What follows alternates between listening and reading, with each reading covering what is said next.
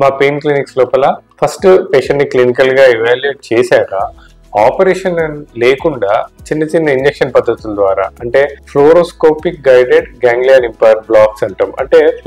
అంటే operation theatre లో తీసుకెళ్తాం కానీ ఆపరేషన్ లేకుండా ఒక ½ అన్ అవర్ ప్రొసీజర్ ఎగ్జాక్ట్లీ ఎక్కడైతే గ్యాంగ్లియన్ ఇంపైర్ ఉందో దాన్ని ఐడెంటిఫై చేసి అక్కడ లోకల్ అనెస్థెటిక్స్ విత్ యాంటీ ఇన్ఫ్లమేటరీ ఇవ్వడం ద్వారా అక్కడ ఇన్ఫ్లమేషన్ తగ్గుతుంది, ఎడిమా తగ్గుతుంది, వాపు తగ్గుతుంది. సో ఒకవేళ చిన్న ఇంజెక్షన్ పద్ధతులతో అవ్వనప్పుడు ఇంకొక day care procedures like radio frequency ablation of ganglion impaired. చిన్న నీడిల్ ఇక్కడ పెట్టి ఒక టెంపరేచర్ ద్వారా అక్కడున్న గ్యాంగ్లియన్ ఇంపైర్ వాపు తగ్గించడము, దాని ఇన్ఫ్లమేషన్ తగ్గటం.